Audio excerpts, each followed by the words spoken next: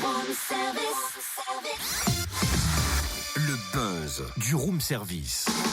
Le buzz du room service. Coup de projecteur sur un talent, un événement, une personnalité de Bourgogne-Franche-Comté. C'est exactement ça la voix off. Coup de projecteur sur un auteur discret que vous avez peut-être croisé dans une agence bancaire à Lons, Stéphane Labéry.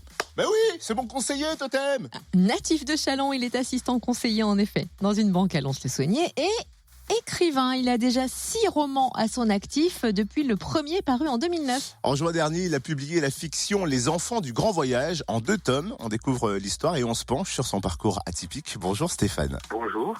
Comment passe-t-on des chiffres aux lettres ? Alors, on n'est pas passé des chiffres aux lettres puisque moi, les chiffres ne m'intéressent pas du tout. Dans le milieu de la banque, c'est plutôt effectivement le contact avec la clientèle qui m'a toujours plu. Et l'écriture, ça a été dès le départ quelque chose d'inné.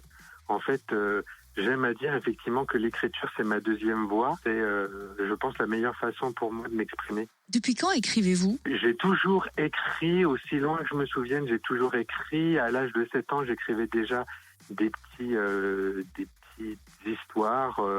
Et puis, les histoires se sont développées, ont pris de plus en plus d'ampleur.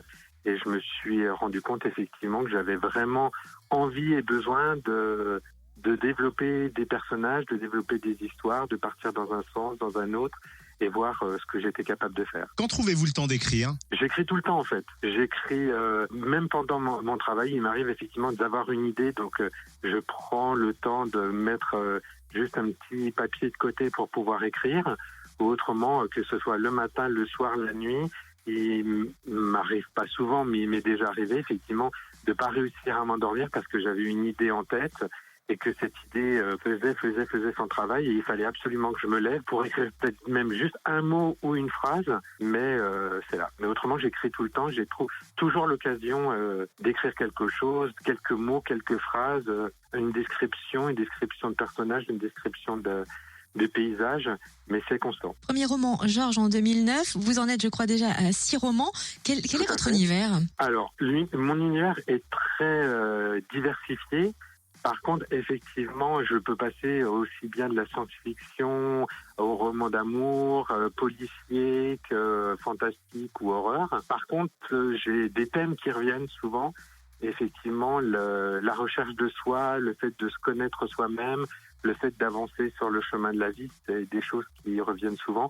La mémoire aussi, je me suis rendu compte que c'était quelque chose qui était inhérent à tout ce que je pouvais écrire. Vous avez publié en juin la saga Les Enfants du Grand Voyage. Pouvez-vous nous résumer l'histoire ? Alors l'histoire, c'est un homme dans un futur très très éloigné qui a un petit peu perdu le fil du temps, qui est un peu seul sur la Terre puisque la plupart des humains sont partis, et qui va entamer un voyage spirituel et un voyage sur la Terre pour aller à un endroit précis. Et durant ce voyage, il va se souvenir des différentes vies qu'il a vécues tout au long des siècles et reprendre le fil de sa propre existence à travers effectivement les différentes existences qu'il a pu avoir et qu'il a pu connaître à travers autant le Moyen-Âge, la Louisiane autant avant la guerre de sécession, Paris en 1910, ou l'Allemagne en 39-45. Et où peut-on se procurer ou commander vos romans ? Alors, vous pouvez les commander dans toutes les librairies de France et de Navarre. Vous pouvez les commander sur Internet, sur tous les sites Fnac, Amazon. Et vous pouvez également les commander sur le site